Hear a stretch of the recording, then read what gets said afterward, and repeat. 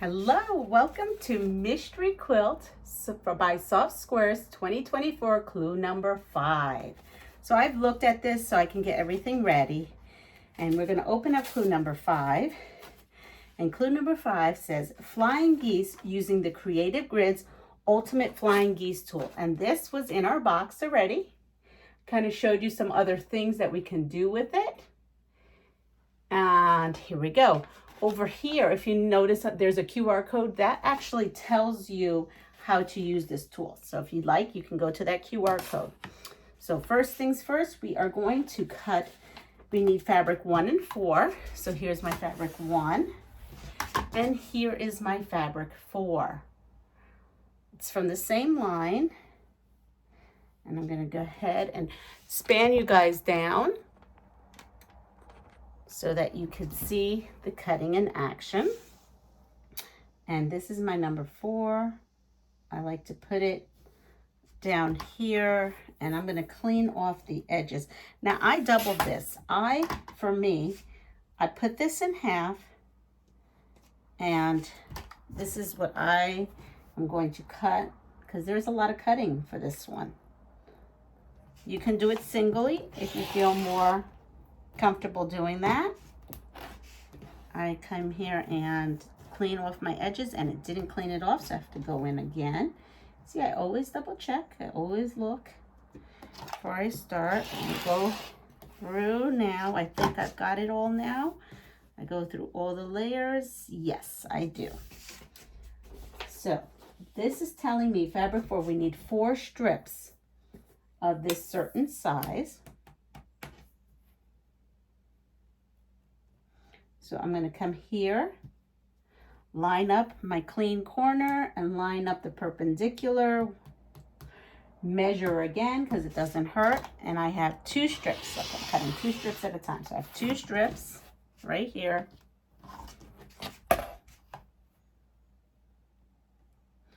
Again, I'm going to do the same thing, line it up here, line it up here, 4 strips.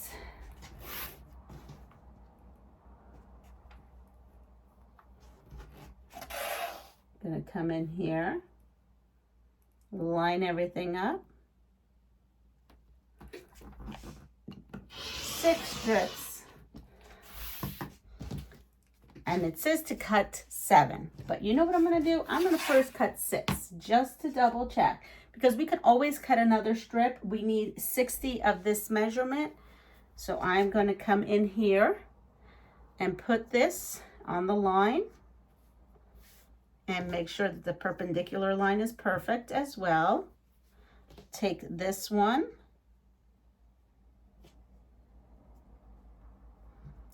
and I'm going to come in here,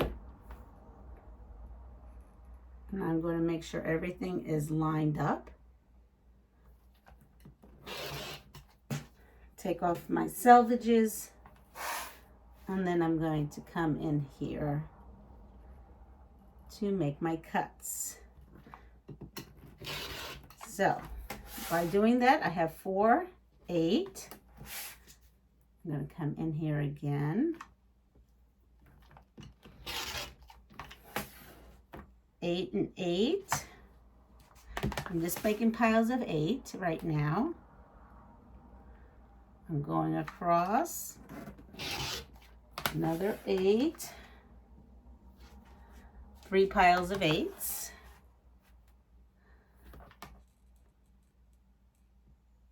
I'm going across another 8.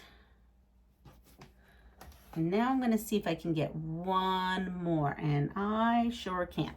So we're going to put these aside because they could not get any more from them. And now I have this lot here. I'm just going to do the 1, going across, trim,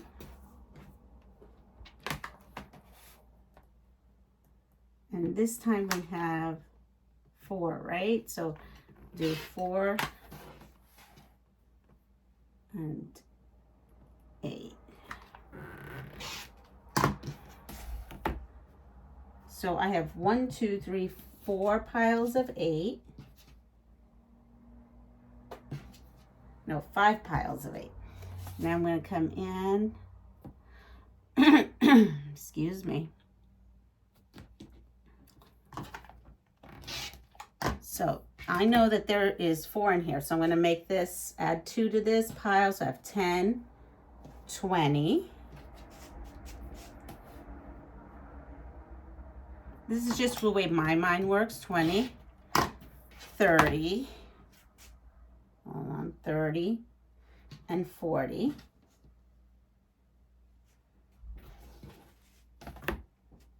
And these are the extra pieces. So I do need the full 7. So you're definitely going to cut out the 7. I just had to make sure. I never like to overcut. So we definitely do need the 7 strips. See how easy it is for me to go back?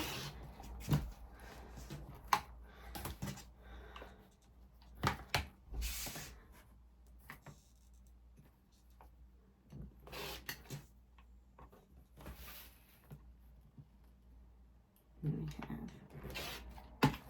2, 4,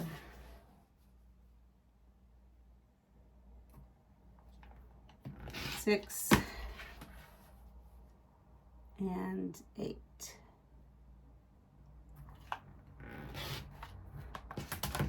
Okay, so we have in this bundle 2, 4, 6, 8. Make this 10. So I have 10, 20, 30, 40, 50, and then I have 2, oh no, that's not a 2, 4, 6, but now I have all these. I still have a piece here. I could cut still one from here, except for that I have all these scraps, right, from the cutter end off that doesn't quite meet the measurements, and I need 2, 4, 6, so that's gonna be 7, 8, 9, and 10, and that will give me a total of 60 squares. And these leftovers just put aside with this piece right here, which is fabric number 4. I have my label, and we'll just set that aside. I'm going to go over and iron this really quick.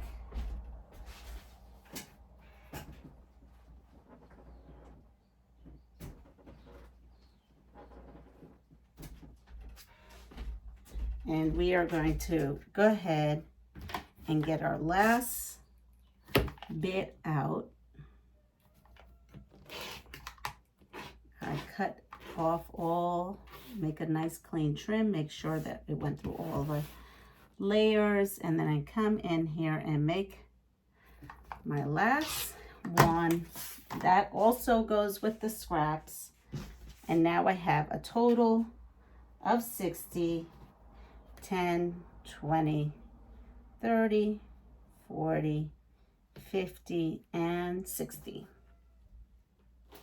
So we have our fabric 4, which is our letter H. And then, and what we can do is, if you don't have a pin or a clip, you just write H right on here and put it right on the pile, and you know these are the H's. It's simple as that. Now we have to cut fabric 1. So here's my fabric 1. What's left of it. Right here. See, I kept my little sticker on there.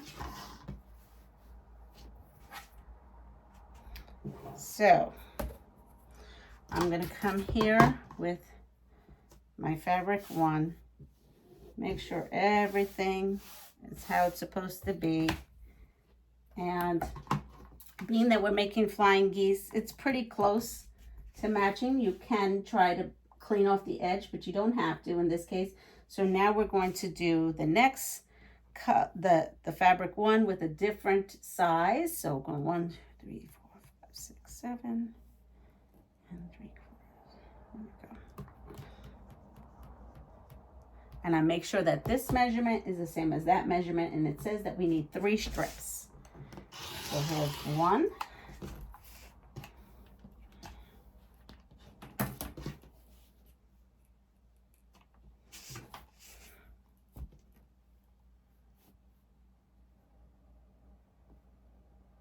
I look at the down below, the line, up, count again. We're doing good. My 2nd strip. And now we're going for my 3rd strip. Again, I look the line all the way there and the line here. And there it is.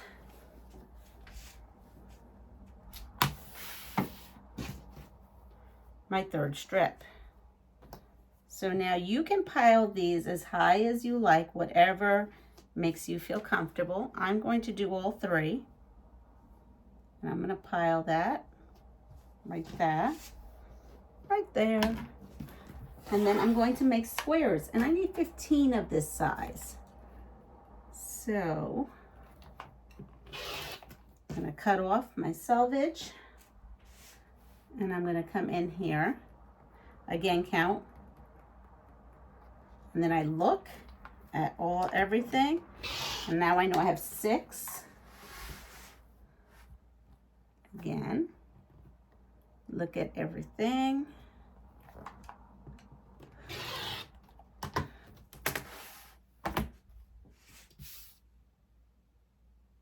Two, 4, 6. Oh, this is everywhere. 2, 4, 6. So I have 12, and I need 15. So I need 3 more, and we have these little cutoffs that we can open up. Look at that. And then we will iron these, or as we say, press these. Oh, this seam, or it's not really a seam, it's a fold. I'm gonna press that. I'm gonna try to press that so that the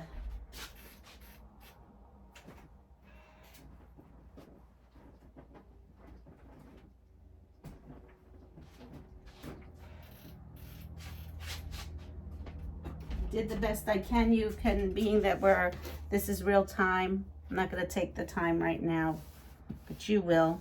I line everything up. I come in here, I make sure everything is lined up. So I wanna make sure these 3, if you wanna do them singly, you can go ahead and do them singly. Now I'm coming in. I'm making sure everything is how it should be. And then this is my scrap that I have left. I will put that over here. And I have now my 15 that I need, and this was G. And it's as simple as just taking a Post-it, writing G on it, and moving it over. Now we can go over to the sewing machine. Why not? Now, I will tell you, this quilt goes by as fast as you want or as slow as you want. So, just know it is possible to do this in a weekend. Because guess what? I'm kind of doing it in a weekend. I started this quilt yesterday. I've got all my pieces together. And I'm still working. Now, am I working on it all day and night? Not all day and night. So here in this bag, though, is all the clues. I have clues 1 through 4 in here, and the papers, and then I have my big block. Just to show you that that's in there. So what we're going to need is the friction pen. I use a piece of sandpaper, right? And a little small ruler of your choice. And we are going to come here, and the first thing we're going to do is we're going to take our H squares, and we are going to put a line diagonally. Draw a line. And here's the friction pen. This actually friction pen, as much as I say I don't use many friction pens, I think it's because of the friction pen I had. Because this one goes down real nice. It's really, really good. I wonder if there's a difference. Like I bought mine in a package in Walmart when school, you know, was gonna start. You know how they have all the school supplies? It just seemed it was like very dry. But this one, I think she bought these separately. I don't know. They have like a little sticker like as if they were bought separately. But they seem to be marking much better.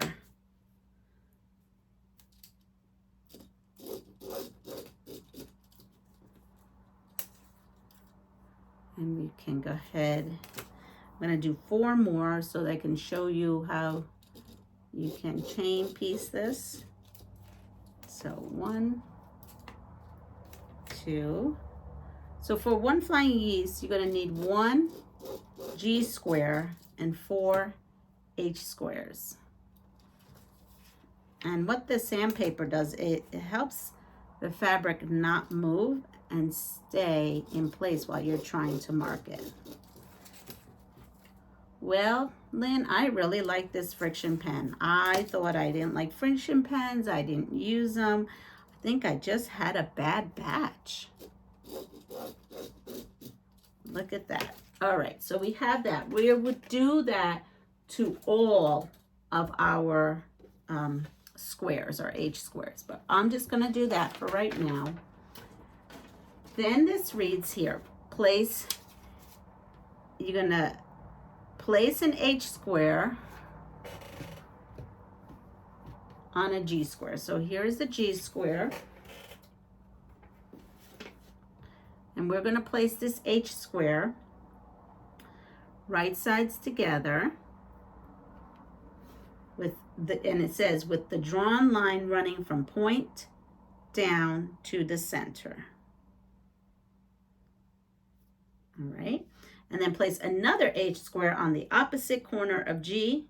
The tips will overlap right here. And then we are going to sew away from both sides of the drawn line. So we're going to sew on 1/4 inch this side and 1/4 inch this side. Then we're going to cut and press up to form a heart. So we are going to go for that right now. You may pin if you like. You do not have to pin. It is up to you. I will show you pinned, and I'll show you how I would do the others. So we have that one, and I would get them all ready, right? So that when we're ready to rock and roll, you have them all done. And as you can see, this line becomes one continuous line. That's what we're looking for. I will show you before I sew.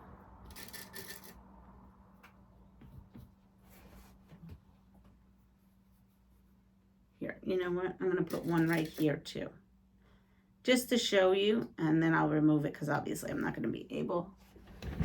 So this is what it should look like. So we are going to come in here and we are going to go with our 1/4 inch. Set your machine or whatever it is you need to do to make it 1/4 inch. And we're going to sew on both sides of that line.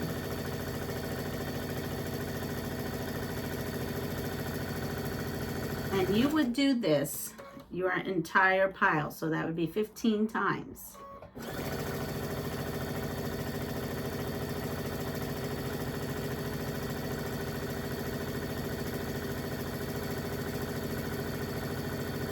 And after you do it 15 times, you would come in. I clip in between, and I would come in and do the other side now.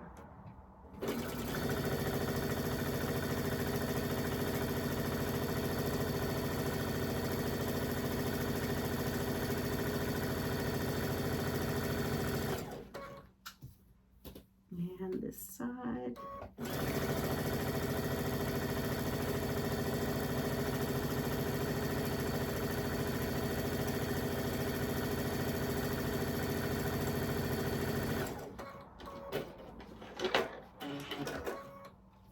After doing that, I clip in between, and I am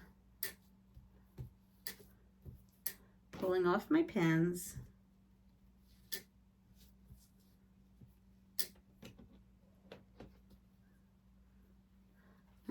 whoa, this fabric is really coming apart on me. Look at those strips. I know using some starch helps that, or best press. Now I'm coming in. You can cut it with a rotary cutter. I'm going to use my scissors because I'm right here. But I've shown you before how you can use your rotary cutters and mat to cut on the line as well. And you're just going to take your time. There's no rush. Nobody's rushing. So now we have our pieces apart, right? And we are going to, as it says, press out to form a heart.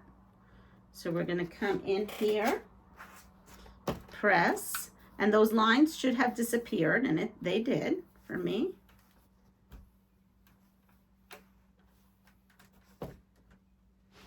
And look, we have a heart. So we are going to do that with the rest. And so the next step is you would be pressing and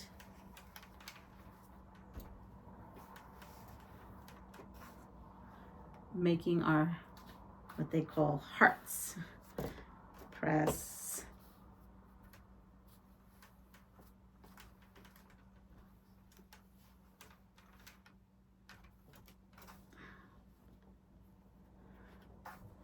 We are pressing. Just kind of help it along.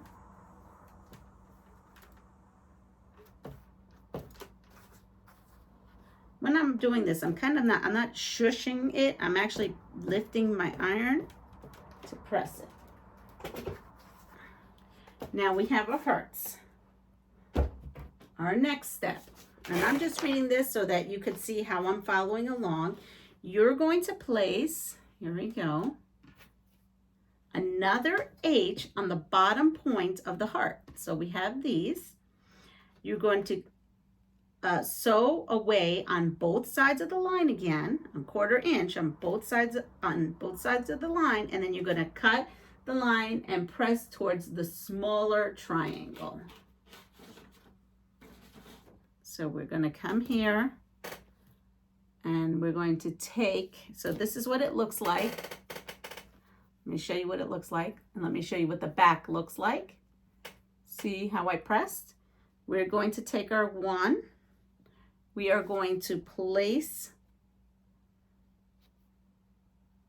the square right here, making sure everything is lining up and that that's going through the center, right? And pin if you prefer. And I'm going to go ahead and do that to all of them and have them ready so that when I go through, I can sew.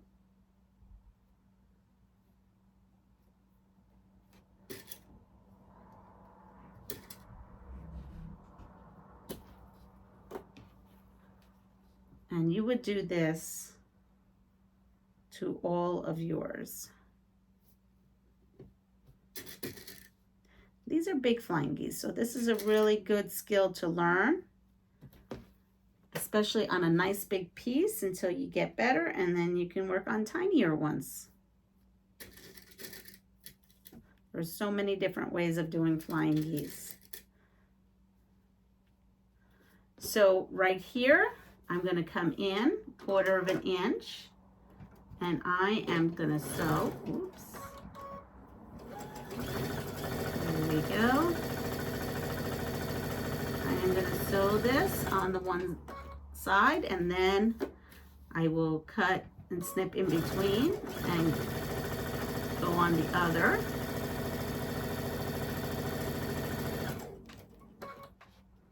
And then all that's left to do is then we just have to trim.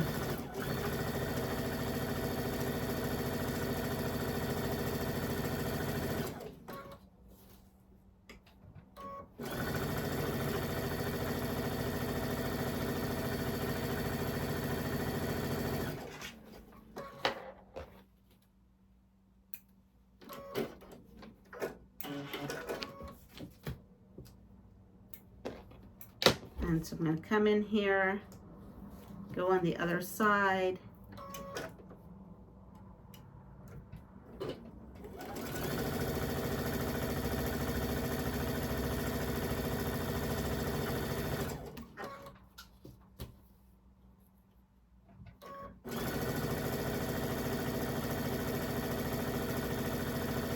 And you would do that to all of yours.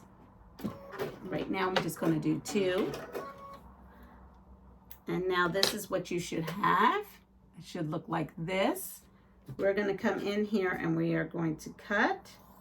Again, you can use a rotary cutter.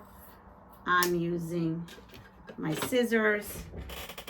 I'm going to come here and now I've cut them apart. And I am going to press the triangle outwards. And we have our flying geese. Now that's all that's left to do with this flying geese is to trim it. So we're going to come over to the table. I'm going to trim it on my big board to show you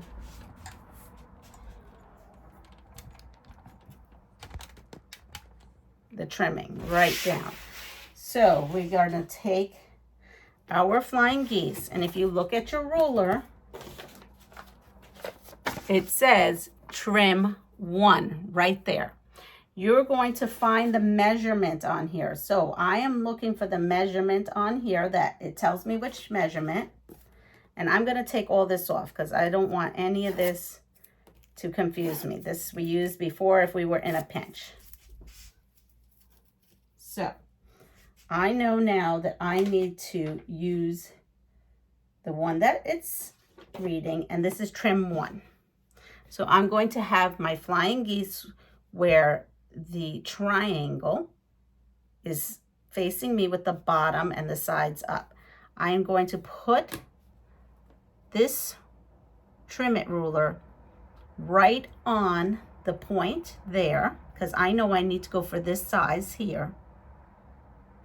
So am I doing this right?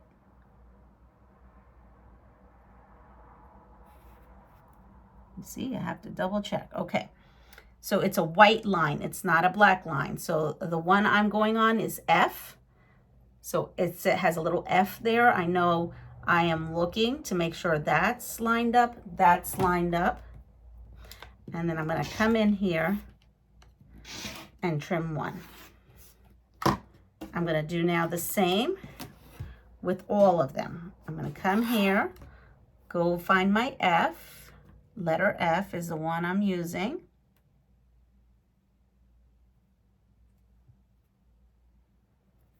And I'm going to